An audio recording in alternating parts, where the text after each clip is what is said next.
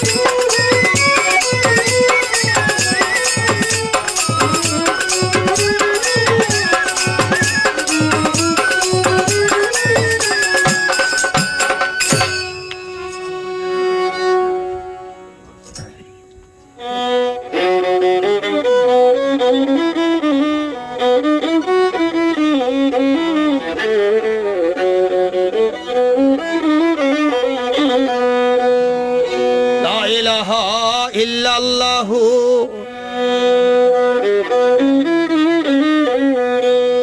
মুহাম্মদ রাসূলুল্লাহ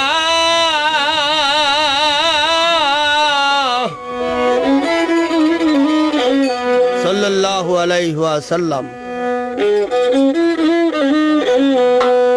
বলে মারবার কতে আমার গুনাহ মাফ করো আল্লাহ, লা ইলাহা ইল্লাল্লাহু মুহাম্মদ রাসূলুল্লাহ। কলে মারিবার কতে আমার গুনাহ মাফ করো আল্লাহ, লা ইলাহা ইল্লাল্লাহু মুহাম্মদ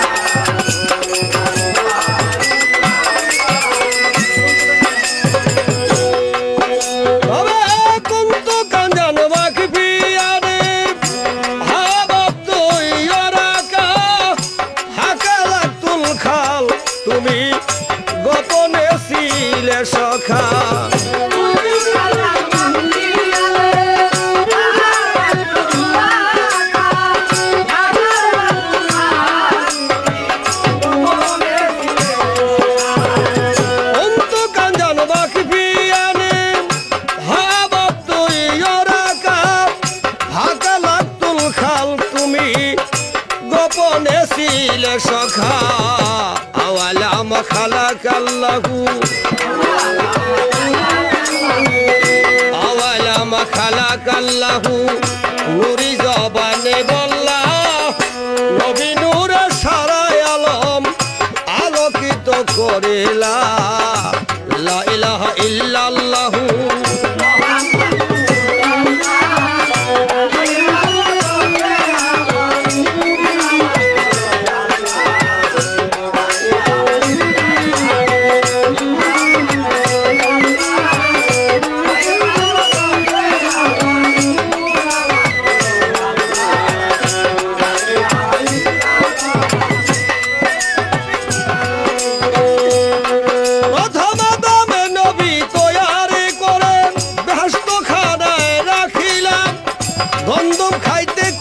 নিষেধ আপে সাইবারি তালা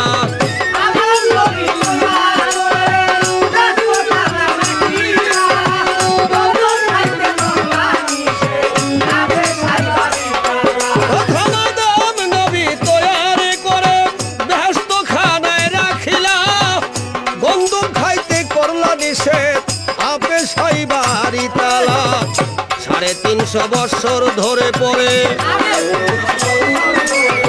350 বছর ধরে তুমি আদমের কান্দাইলা আর ফাতের ময়দানে নবীর কলেমায় মাফ করিলা লা ইলাহা ইল্লাল্লাহু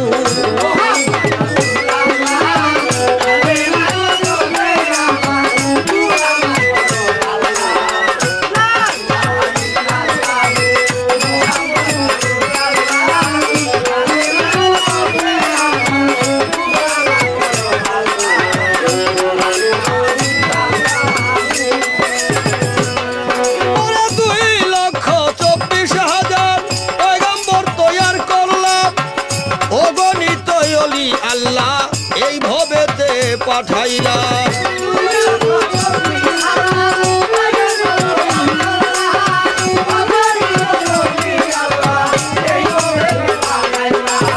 মতান্তরে 2,24,000 পয়গম্বর তৈয়ার করলাম অগণিত ওলি আউলিয়া এই ভবেতে পাঠাইলা সবাই করছে নবীর গুণগান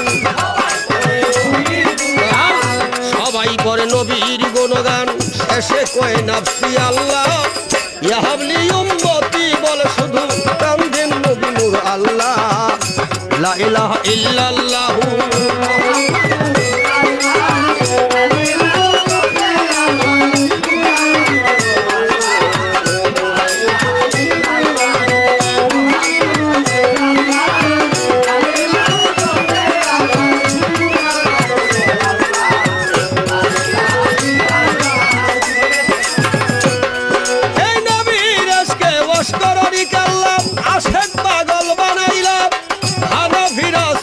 প্রেমে তাহার সকল ধন্ত ঝরাইলা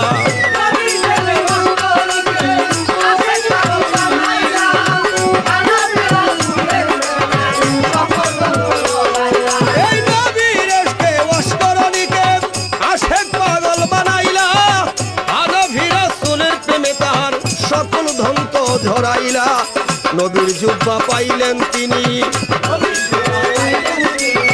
নবীর জুব্বা পাইলেন তিনি আশেকে রাসূল আল্লাহ ফাযকুরুনি আযকুরুকুম কোরআনে বলেন আল্লাহ লা ইলাহা ইল্লাল্লাহু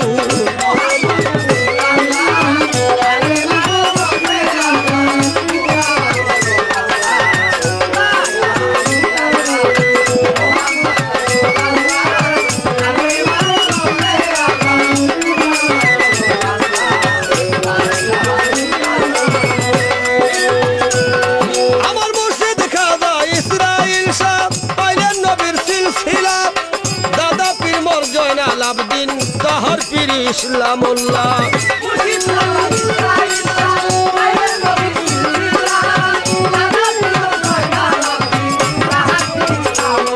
আমার মুর্শিদ খাজা ইসরাইল শাহ পাইলেন নবীর সিলসিলা দাদা পীর মোর জয়নাল আলাউদ্দিন তাহার পীর ইসলামুল্লাহ মাজ্জাম সুফি এলাহাবাদী বাবা সুফি এলাহাবাদি, এইভাবে রাসূল আল্লাহ রাসূল হইতে 44 গোলাম লাল মিয়ার নাম লিখাইলা। লা ইলাহা ইল্লাল্লাহু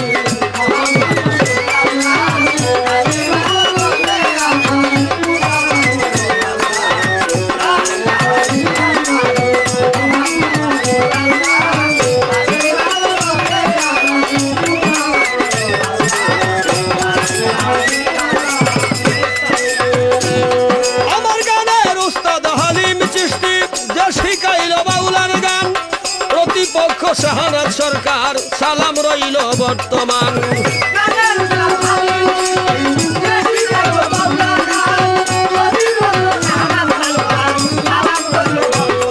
আমার গানের উস্তাদ হালিম চিশতি যা শিখাইল বাউলার গান, প্রতিপক্ষ শাহানাত তালুকদার সালাম রইল বর্তমান। গান কমিটির বন্ধু যারা, গান কমিটির বন্ধু যারা সালাম লন হস্ত জোড়া, সভা করে আছেন যত বাবা মুখে বলেন ইল্লাল্লাহ, লা ইলাহা ইল্লাল্লাহু।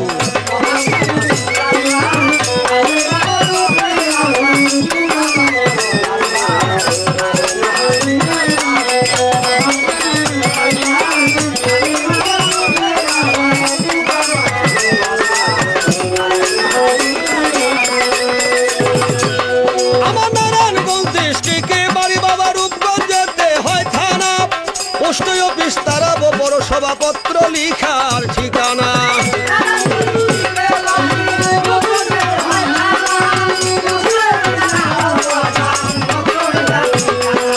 নারায়ণগঞ্জ ডিস্ট্রিক্টে বাড়ি, রূপগঞ্জ যেতে হয় থানা, পোস্ট অফিস তারাবো পৌরসভা, পত্র লিখার ঠিকানা ডেমরা লক্ষা নদীর পূর্ব পারে, ডেমরা লক্ষা নদীর পূর্ব পারে তারাবো ফুল ফুটাইলা, লাল মিয়া বয়াতি চিশতি নিজ গুণে প্রকাশ করলা। লা ইলাহা ইল্লাল্লাহু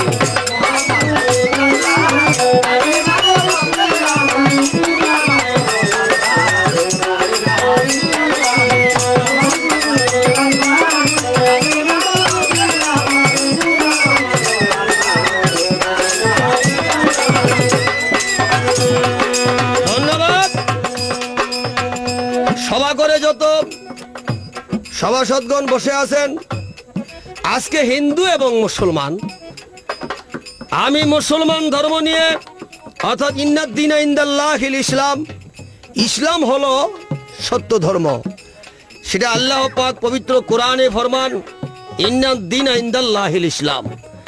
ইসলাম হলো আমার মনোনীত ধর্ম, আর ইসলাম হলো শান্তি ধর্ম। এছাড়া পৃথিবীতে যতই কিছু বলেন না কেন, ইসলাম ছাড়া কেউ শান্তি পায় নাই, আর হয়তো কিয়ামত পর্যন্ত পাবেও না। তাই হিন্দুর ধর্ম নিয়ে অর্থাৎ সনাতন ধর্ম নিয়ে শাহনাজ তালুকদার আজকে যে আলোচনা করবে, সর্বপ্রথম তার কাছে আমার প্রশ্ন হলো এই, আচ্ছা শাহনাজ তালুকদার, আমাদের ইসলামিক দৃষ্টিতে, আমাদের ইসলামের দৃষ্টিতে তো হুজুর আকরাম সাল্লাল্লাহু আলাইহি ওয়াসাল্লাম হলেন ইসলাম ধর্মের প্রবক্তা, যুগে যুগে অবতার হয়ে লাস্ট পর্যন্ত আইসা উনি মুহাম্মদ রাসূলুল্লাহ সাল্লাল্লাহু আলাইহি ওয়াসাল্লাম নাম প্রকাশ পেয়েছেন। তা আমি জানতে চাই, সনাতন ধর্মে অর্থাৎ হিন্দু ধর্মে তার প্রবক্তা কে এবং কি তার নাম, আর কিভাবেই তার জন্ম হলো, এটাই আমার সর্বপ্রথম প্রশ্ন। আশা করি বিস্তারিত আলোচনা শাস্ত্রবিধি অনুসারে আমরা সবাই শুনে সন্তুষ্ট হব।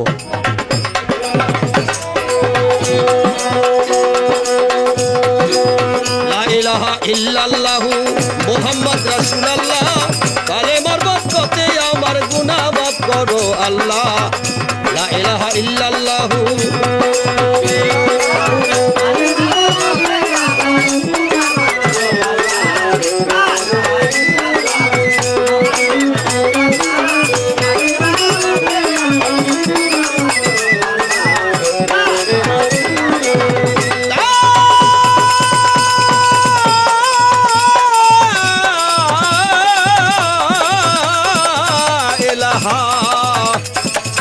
ইল্লাল্লাহু মুহাম্মাদুর রাসূলুল্লাহ সাল্লাল্লাহু আলাইহি ওয়াসাল্লাম।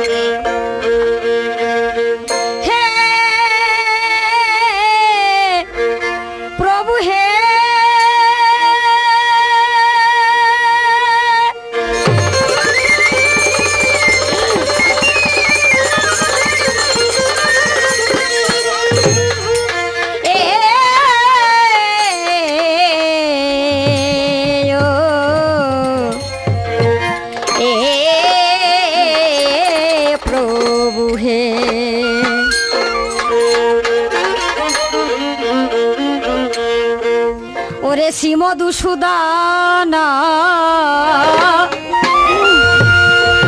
বিপদ ভঞ্জনা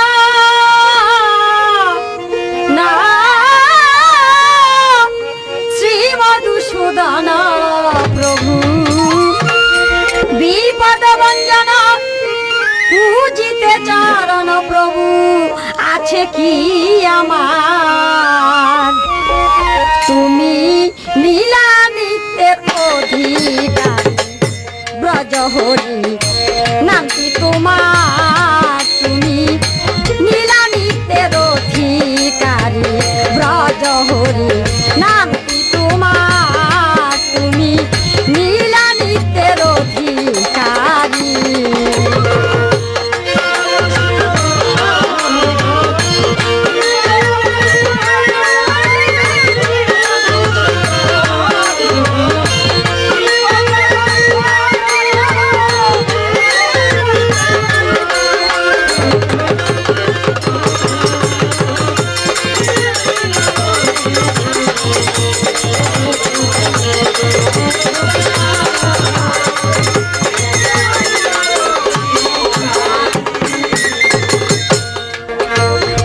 ব্রজানন্দ তুমি প্রেমে প্রেমানন্দ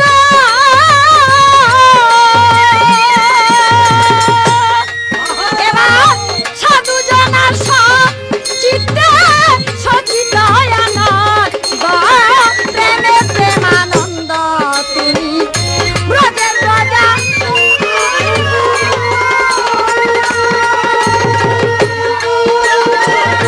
সাধু জনার চিত্তে সচিত আনন্দ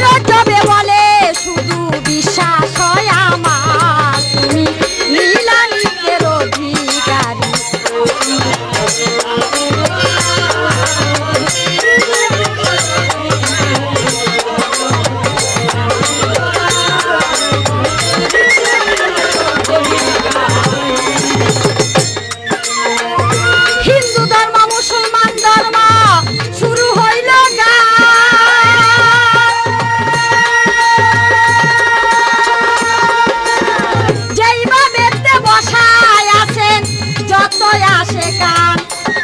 সর্বপ্রথম আমার কাছে প্রশ্ন করে যায়, হিন্দু ধর্মের সর্বপ্রথম মানুষ হইল কুঞ্জনায়। সেই মানুষের নামটা কি বাবা আমার কাছে চাই। ধীরে ধীরে বলবো কথা, শুনবেন সব জনায়। বেশ, উনি বলে গিয়েছেন আমার মুসলমান ধর্মের সর্বপ্রথম মানুষ হলো আদম শফুল্লাহ। তাই আপনার সনাতন ধর্মের সর্বপ্রথম মানুষ কে? এই মানুষটিকে ভগবান কি দিয়া সৃষ্টি করেছেন, তাই আপনার কাছে জানতে ইচ্ছে করে উনি আমাকে প্রশ্ন করে গেলেন। খিতিয়াব তেজ মরদ ভূম, খিতিয়াব তেজ মরদ ভূম, এই পাঁচটি শক্তি দিয়া আমার ভগবান একটি মানুষকে তৈরি করেন। সর্বপ্রথম পুরুষের মধ্যে সেই পুরুষটি হলো মনু দাস। ওনার বংশটা ছিল চন্দ্র বংশ। চন্দ্র বংশ হতে উনি মনু দাস জন্ম নেয়। এই চন্দ্র বংশে ক্রমান্বয়ে অবশেষে শ্রীকৃষ্ণ চৈতন্য মহাপ্রভুর আবির্ভাব ঘটেছিল। এই আপনার প্রশ্নের উত্তর। ওনার নাম হলো মনু দাস। ওনাকে সৃষ্টি করা হয়েছে পাঁচটি শক্তি দিয়া। খিতিয়াব তেজ মরদ ভূম, এই পঞ্চ ধাতুতে ওনাকে সৃষ্টি করা হয়েছিল। আশা করি আপনার জবাব শেষ। এবার আমি আপনার কাছে জিজ্ঞাসা কইরা যাই,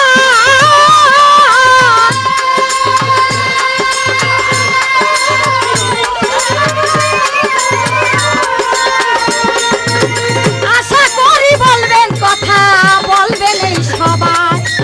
আমার জিজ্ঞাসা, এই যে আপনি মুসলমান, এটা কি আপনার ধর্মের নাম নাকি এটা আপনার নিজের নাম? মুসাল শব্দের অর্থ কি? মান শব্দের অর্থ কি? দুইটা শব্দ মিলাই আপনি সেজেছেন মুসলমান। তাই আমার জানতে ইচ্ছা করে মুসাল শক্তিটা কি শক্তি, কোন নূর? মান শক্তিটা কি শক্তি, কোন নূর? এই আমার এক নাম্বার প্রশ্ন। মুসলমান শব্দের অর্থ কি? এই মুসলমান কি আপনার নাম, আপনার না আপনার ধর্মের নাম? এই আমার জানতে ইচ্ছা করে। হরি হরি বলে তব বাবা কোলা হলে,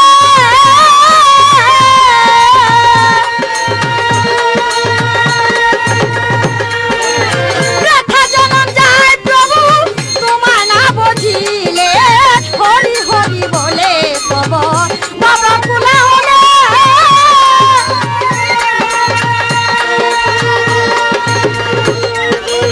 ব্যথা জনম যায় প্রভু তোমায় না বুঝিলে। তুমি ব্রহ্মা জ্ঞানে ধরা দিবে বলে, তুমি ব্রহ্মা জ্ঞানে ধরা দিবে বলে, তাই রজ্জবে বলে শুধু বিশ্বাস হয় আমার। তুমি নীলানিতের অধিকারী বজ হরি নামটি তোমার। তুমি নীলানিতের অধিকারী বজ হরি নামটি তোমার। তুমি নীলানিতের অধিকারী।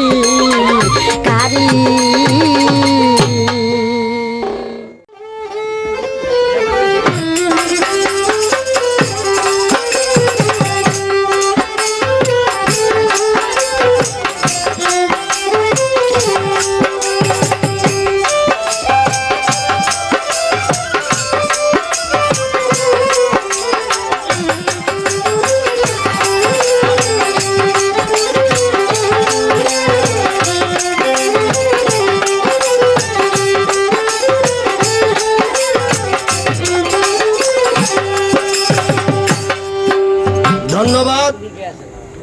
যাহারা সভা করে কষ্ট করে বসে আছেন, এবার আমাদের পালার মধ্যে আসলো। আমার যে প্রশ্ন ছিল সেটা সুন্দরভাবে জবাববিহি করে শাহনাজ তালুকদার আমার কাছে প্রশ্ন রাখলেন যে মুসলমান কি মানুষের নাম না ধর্মের নাম? আর মশাল শব্দের অর্থ কি, মান শব্দের অর্থ কি, আর পুরা মুসলমান শব্দের অর্থই বা কি? আমার কাছে প্রশ্ন করলেন। সর্বপ্রথমে আমি হুজুর আকরাম সাল্লাল্লাহু আলাইহি ওয়াসাল্লামের একখানা নাত পেশ করে এরপরে তার কথাগুলা সম্পূর্ণভাবে সুন্দরভাবে হাদিস অনুসারে জবাব দেবার চেষ্টা করব। সকলের প্রতি আমার আবারও ভালোবাসা রহিল। ধন্যবাদ।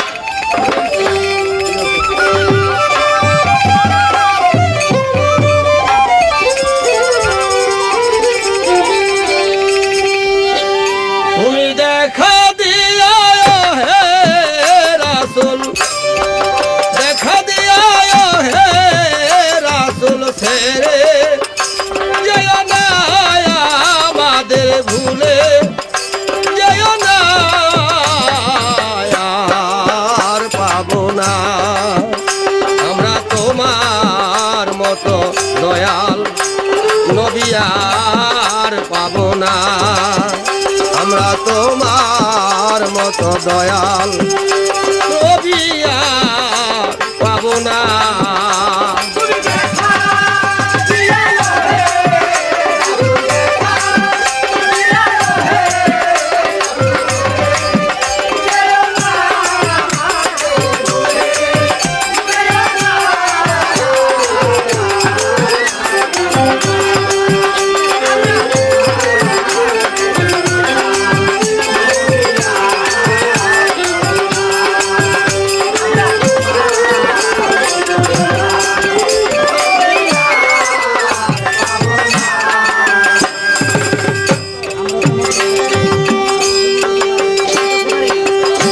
তুমি তো খোদারি দোস্ত দয়াল, অপারের কান্ডারি সত্য, তুমি তো খোদারি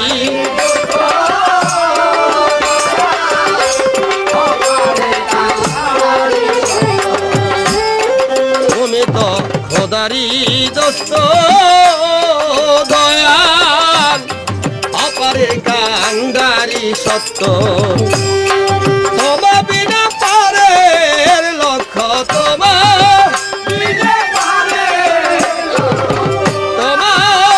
বিনা পারের লক্ষ্য আর পাবো না গো আমরা, আর পাবো না, আর পাবো না আমরা তোমার মতো দয়াল নবী, আর পাবো না আমরা তোমার মতো দয়াল বন্ধু, আর পাবো না।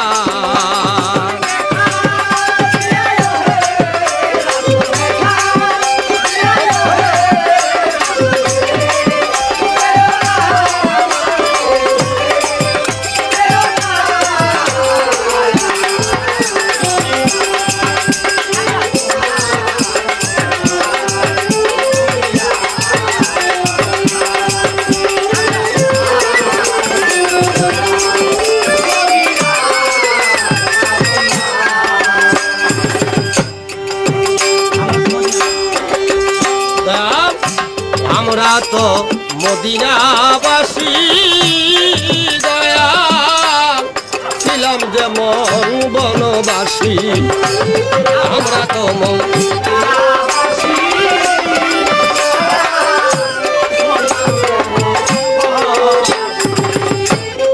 আমরা তো মদিনাবাসী দয়াল, ছিলাম যেমন বনবাসী, তুমি এলে গান পেয়েছি, তুমি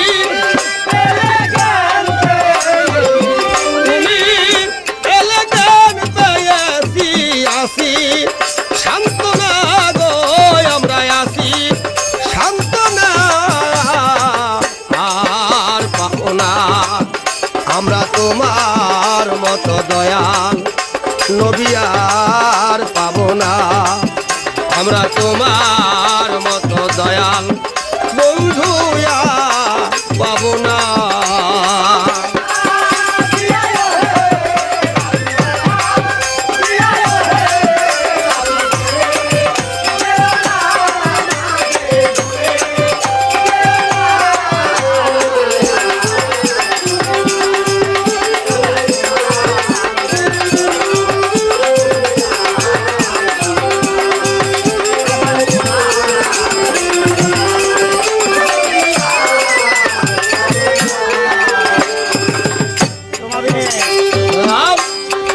তোমা বিনা এই রব শাসন দয়াল কে করবে আর দিনের কারণ তোমা বিনা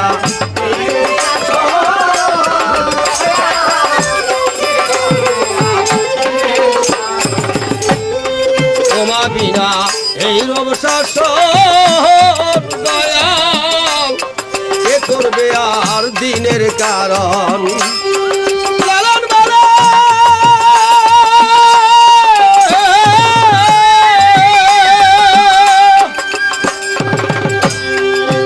ফকির লালন বলে আর যে এমন লালন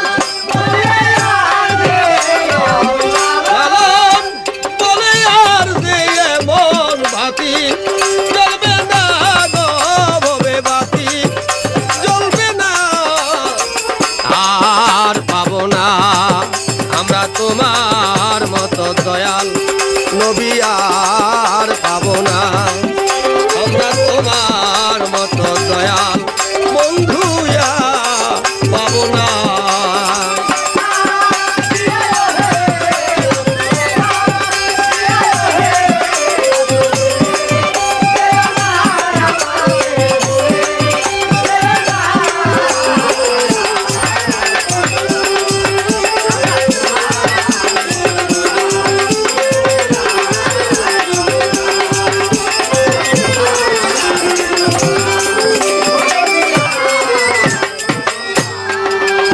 ধন্যবাদ। আপনার মুসলমান কি মানুষের নাম না ধর্মের নাম? এ কথাটা হয়তো আমি প্রথম আসরে বলেছিলাম।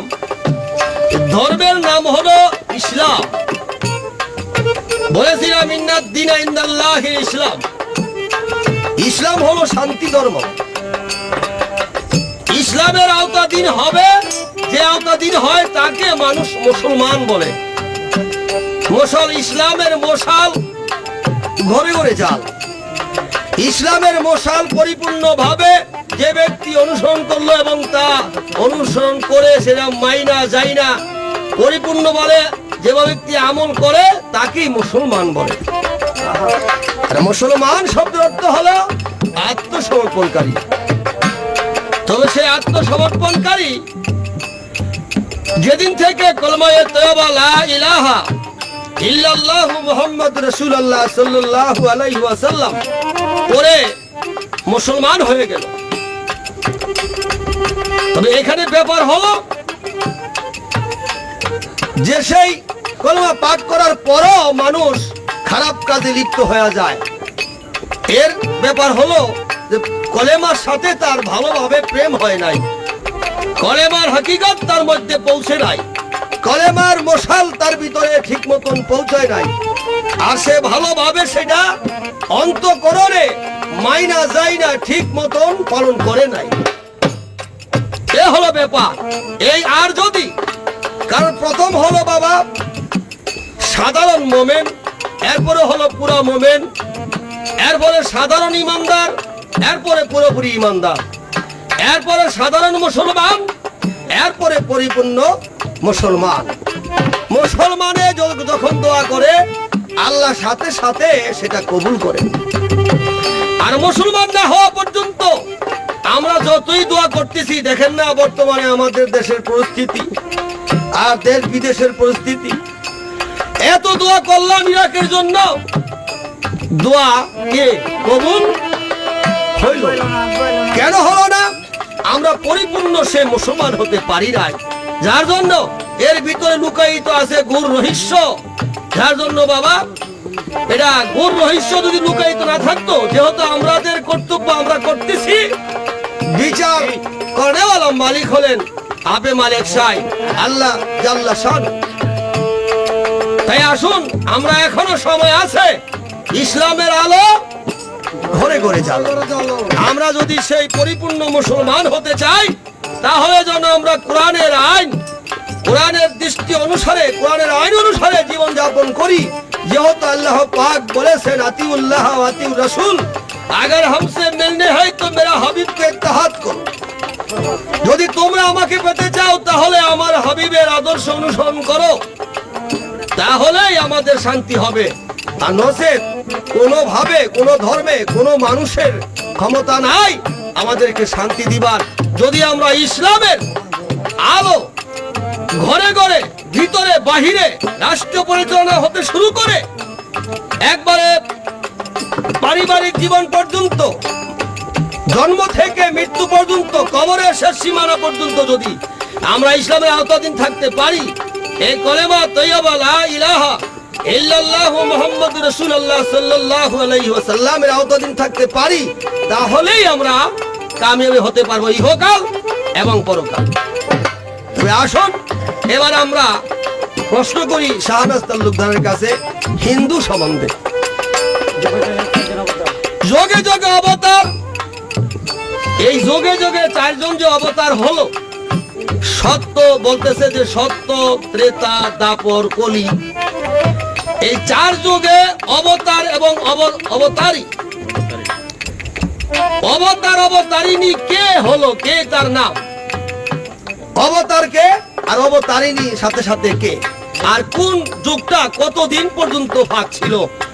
এ আমার এরপরে যে আরেকটা যুগ আসছে, আর সত্যের আগে ত্রেতা হলো কেন? সত্যের পরে আসবে দাপর, মানে 2, কিন্তু সেটা 3 হলো কেন? এ আমার প্রশ্ন।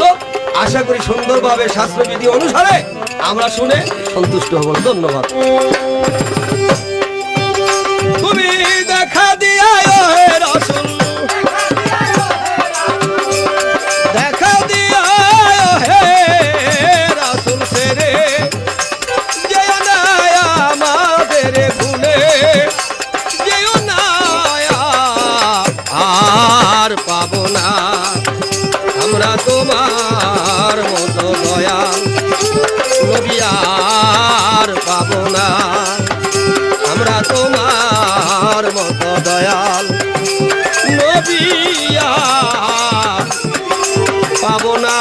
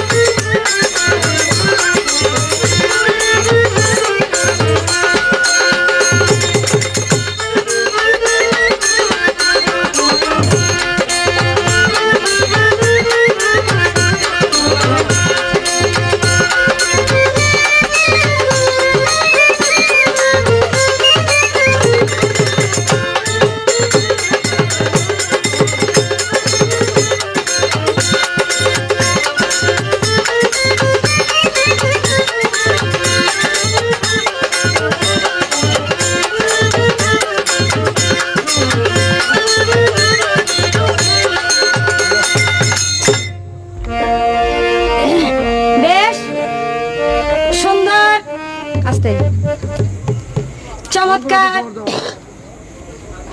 আমার যাহা জিজ্ঞাসা ছিল সুন্দরভাবে প্রশ্নের জবাব দিয়ে এবার আমাকে প্রশ্ন করে গেলেন। প্রশ্নটি হলো এই যে আপনার ধর্মমতে 4 যুগে 4টা অবতার ধারণ করেছেন এক ব্যক্তি, একজনেই 4 যুগে 4টা রূপ ধারণ করেছেন, তাই সেই ব্যক্তি হলেন যেমন নারায়ণ। সত্য, ত্রেতা, দাপর, কলি 4 যুগে 4 অবতার রূপে এসেছেন। সত্যতে ছিলেন হরি অর্থাৎ নারায়ণ, নারায়ণের বামে ছিল লক্ষ্মী। সত্যতে ছিল নারায়ণ, নারায়ণের বামে লক্ষ্মী। ত্রেতাতে রাম, রামের বামে হলো সীতা। দাপরেতে আসলেন শ্রীকৃষ্ণ চৈতন্য মহাপ্রভু, ওনার বামে ছিল শ্রীমতী রাধিকা রানী। এবং সত্য, ত্রেতা, দাপর রইল কলি।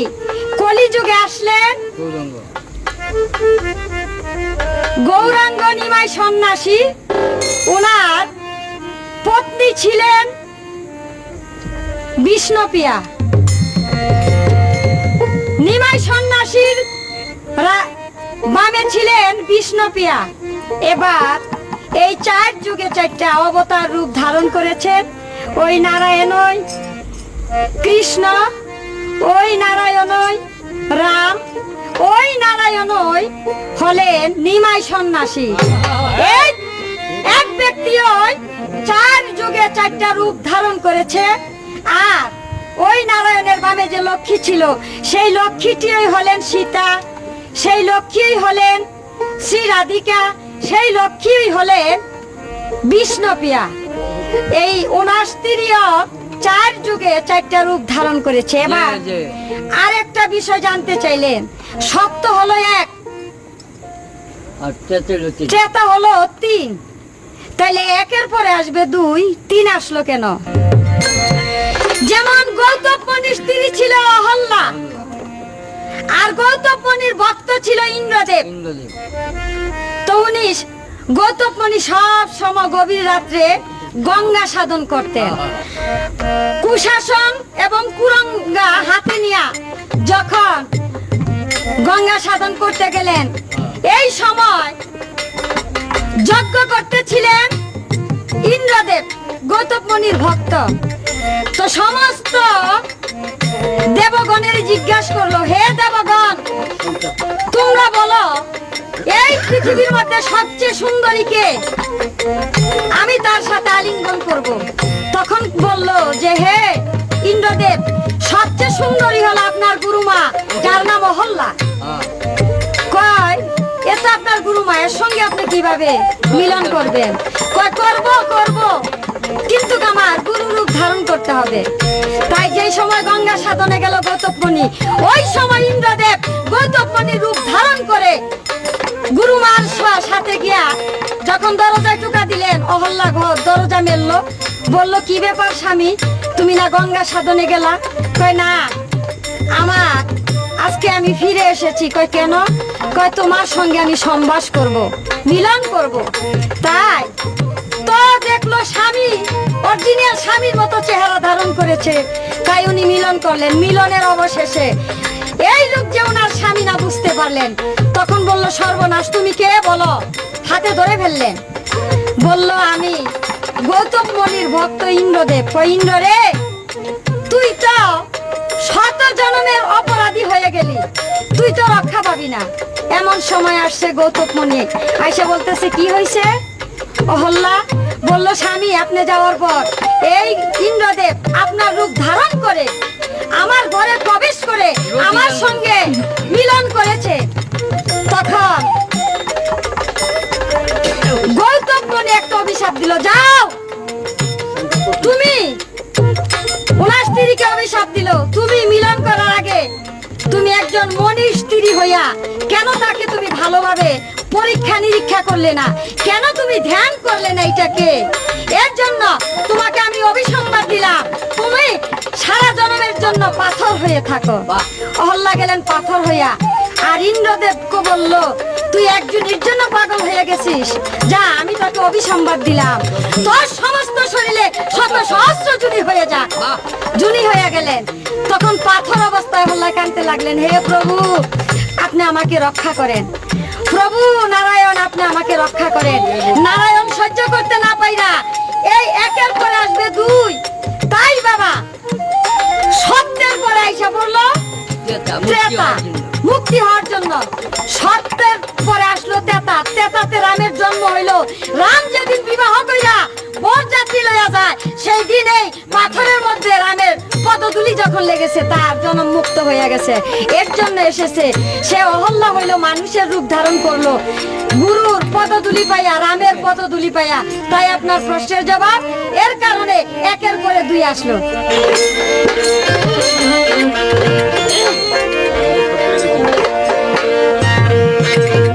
ওরে যার শোনে যার নাই প্রীতি, ওরে যার শোনে যার নাই প্রীতি, তার পূজায় কি মন বসিবে? জানো না রে ও ভ্রান্ত মন, সে কৃষ্ণ বচন হবে।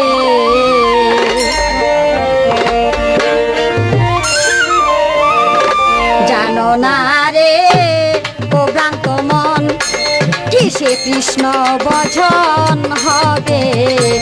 জানো না রে ও ভ্রান্ত মন, যার শোনে যার নাই পিরিতি, যার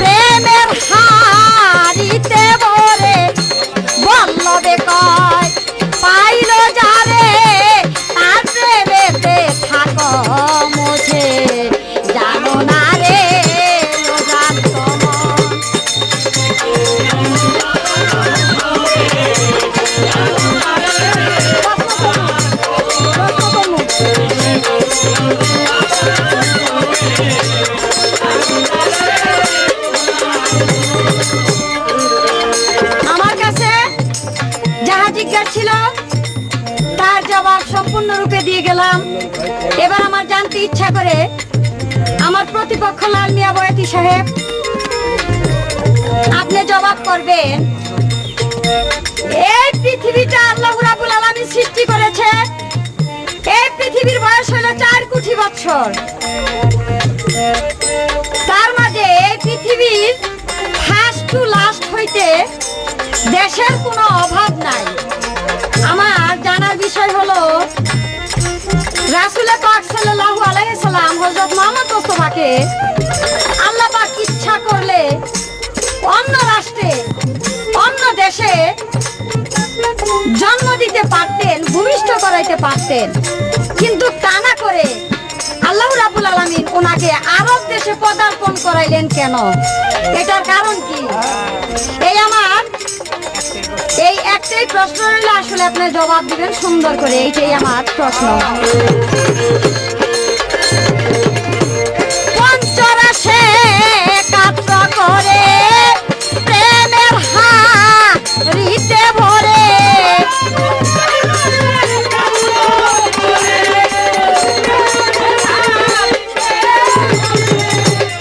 পঞ্চরসে কাত্র করে প্রেমের হাড়িতে ভরে, বল্লভে কয় পাইল যারে তার প্রেমেতে থাকো মোঝে, জানো না রে ও ভ্রান্ত মন কিসে কৃষ্ণ ভজন হবে, জানো না রে ও ভ্রান্ত মন কিসে কৃষ্ণ ভজন হবে, জানো না রে ও ভ্রান্ত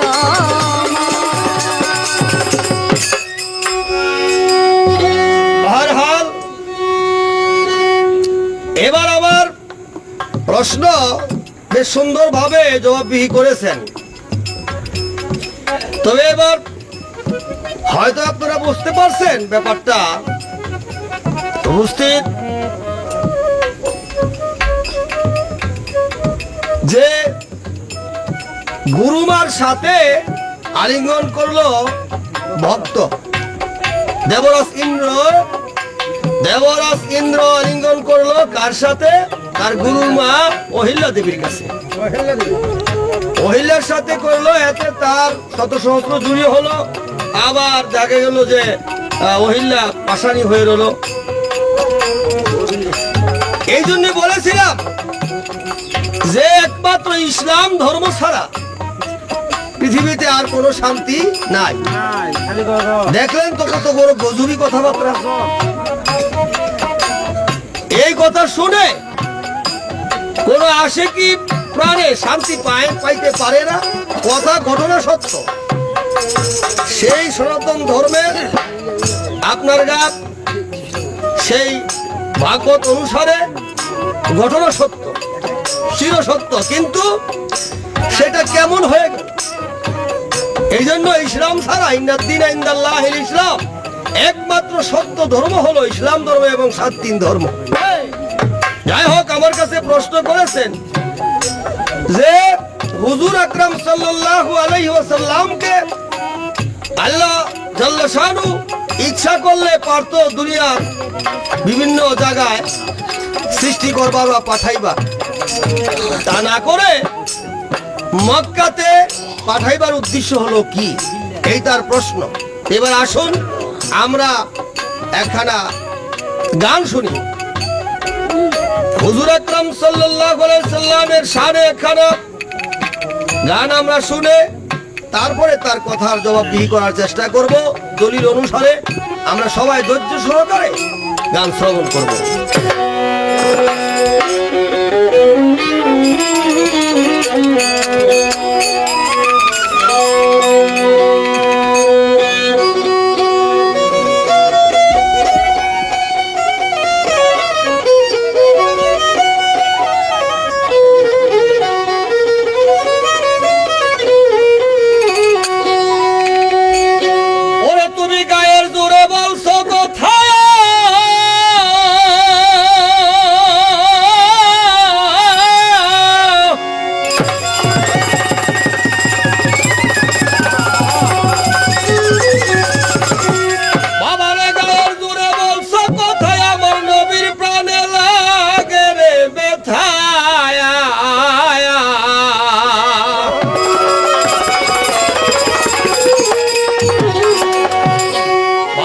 চিরদিন কেউ থাকবো না ভুবনে পরোয়ারে,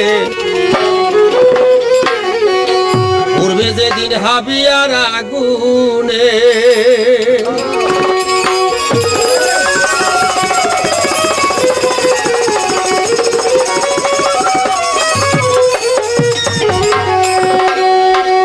গায়ের জোরে বললে কথা নবীর প্রাণে লাগে ব্যথা, গায়ের জোরে বললে কথায় আমার নবীর প্রাণে লাগে রে ব্যথা। চিরদিন কেউ থাকবেন না ভুবনে নিরঞ্জনে, পড়বে যেদিন হাবিয়ার আগুনে, পড়বে যেদিন হাবিয়ার আগুনে পরোয়ারে, পড়বে যেদিন হাবিয়ার আগুনে।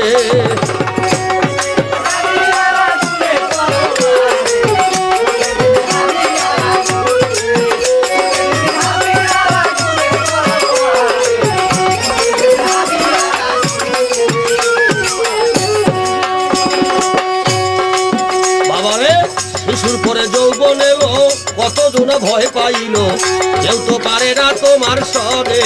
হায়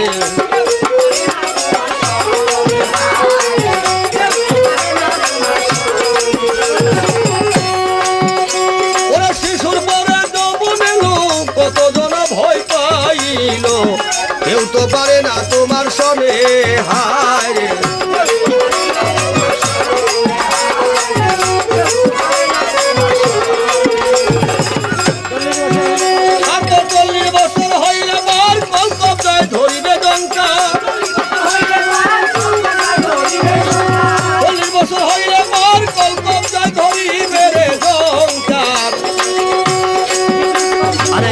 কিছু কম শুনবা তুই কানে নৈরাঞ্জনে, পড়বে যেদিন হাবিয়ার আগুনে, পড়বে যেদিন হাবিয়ার আগুনে পরোয়ারে, পড়বে যেদিন হাবিয়ার আগুনে।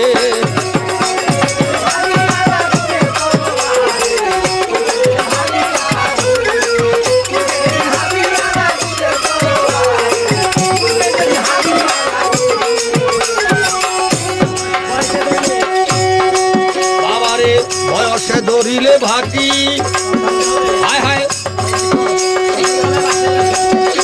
আরে সঙ্গী হবে বাঁশের লাঠি, কিছু কিছু কম শুনবা দুই কানে। হায়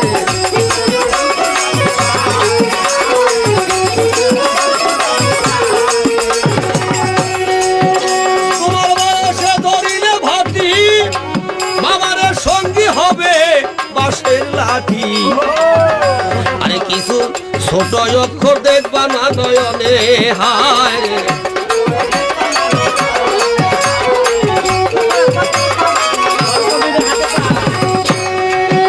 আমার ভুল কবিবে হাতে পায়,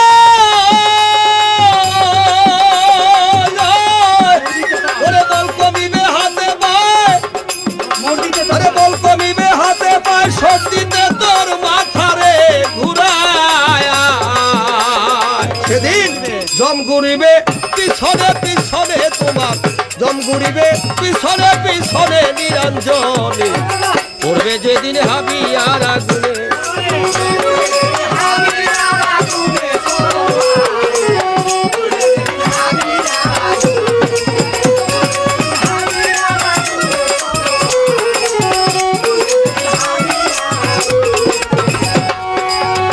বাবা এমন একদিনে আসবে চলে, বুকবা সব নয়ন জলে, দেখবো তোমায় মসজিদের ভিতরে। হায়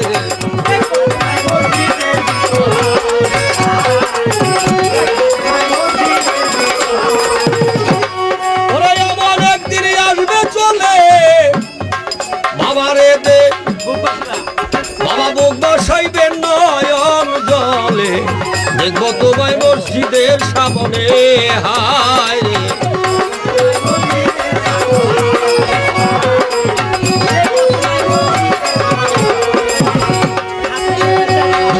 হাত তুলিয়া চাইবারে হাত তুলিয়া চাইব মহাব, যত করছো জীবনে পাপ, হাত তুলিয়া চাইব মহাব, যত করছো জীবনে পাপ, তওবা করবে গুনাহগার হাজার তওবা করবে গুনাহগার হাসানে নিরঞ্জনে করবে যেদিন হাবিয়ার আগুনে।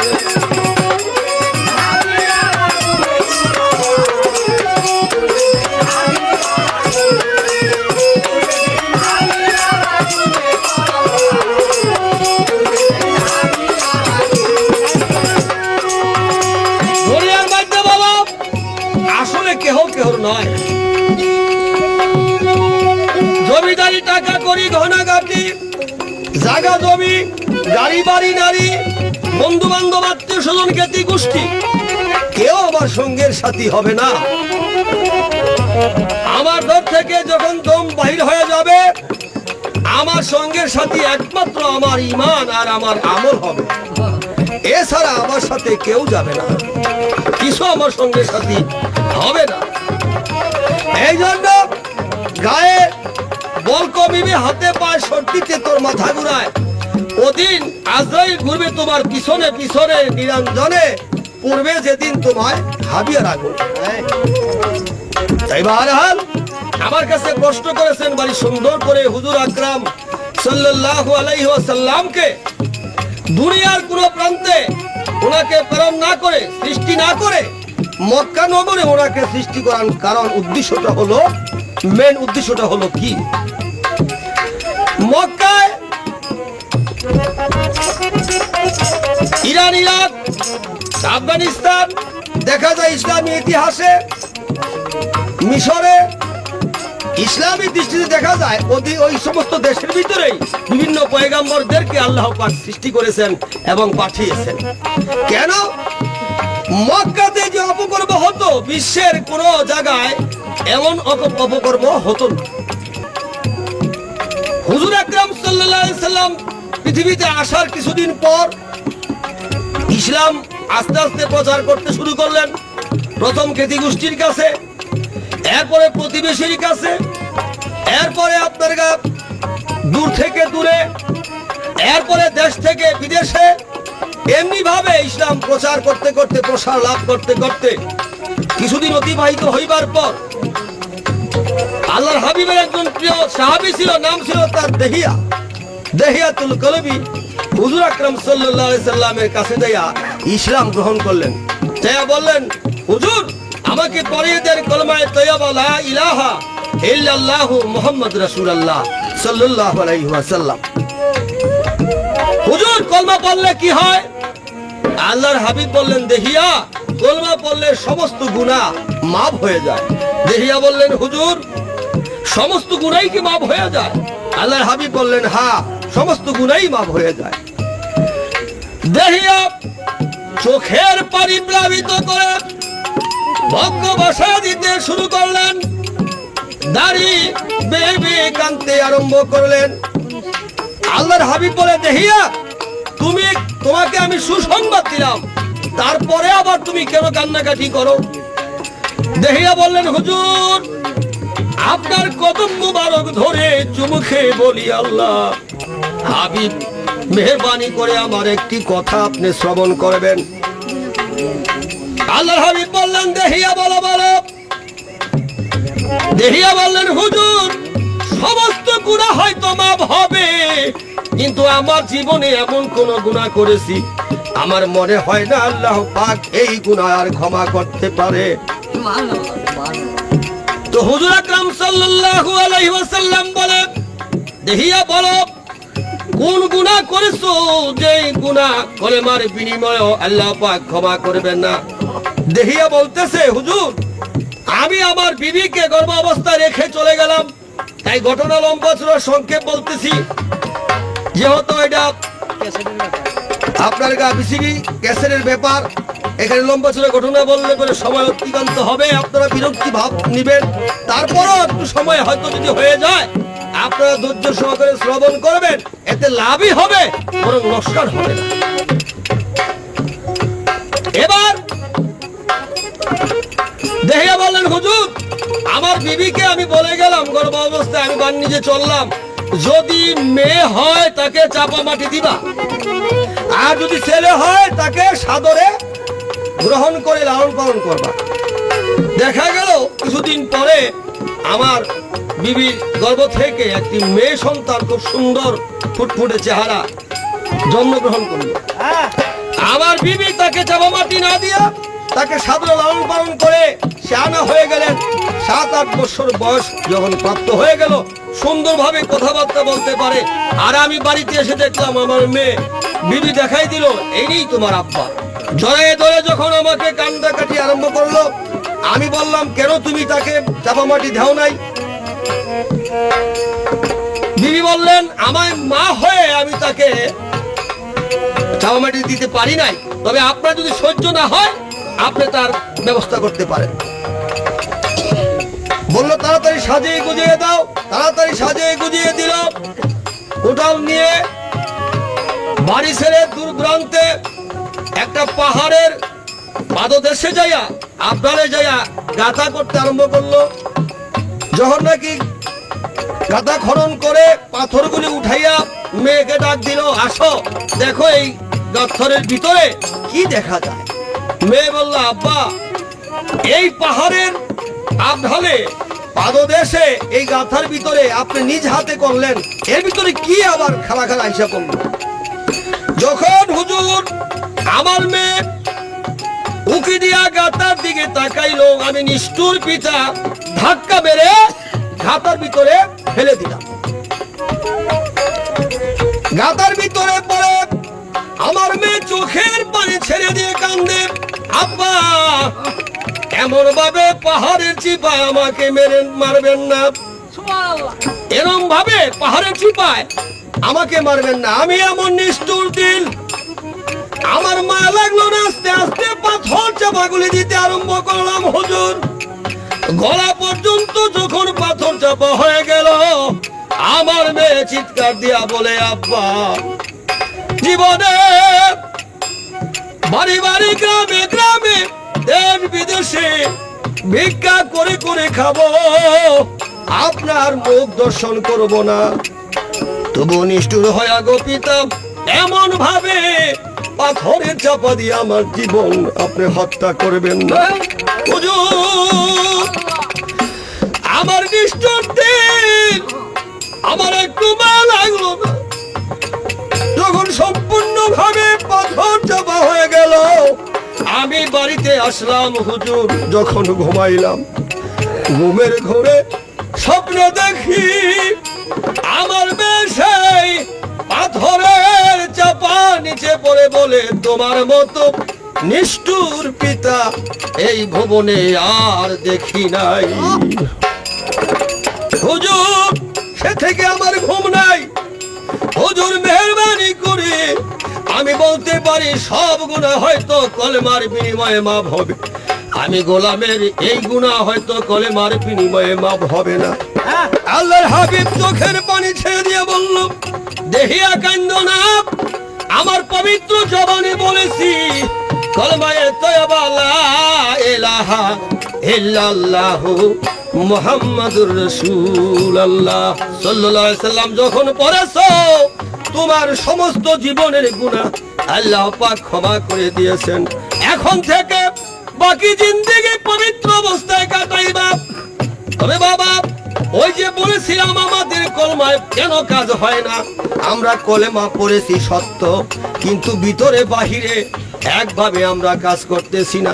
তাই বলি, আমাদের ওইভাবে যদি আমরা কাজ করতে পারি ভিতরে বাহিরে, তাহলে এই ধর্মে আমরা শান্তি পাইতে পারি। আর আমাদের ঘরে ঘরে শান্তি অবশ্যই অনিবার্যবশত শান্তি অবশ্যই হবে।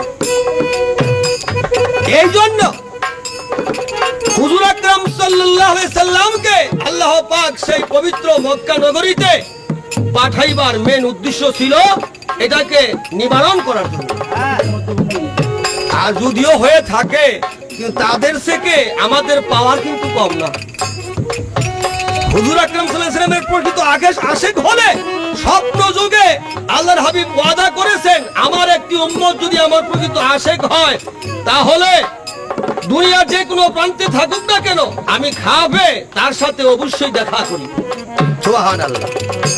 এই জন্য হুজুর আকরাম সাল্লাল্লাহু আলাইহি সাল্লামের মিলাদ মাহফিল যখন আমরা পড়ি, কিয়াম দুরূদ যখন আমরা পড়ি, ইয়া নবী বলেন না, সালাম আলাইকা ইয়া রাসূল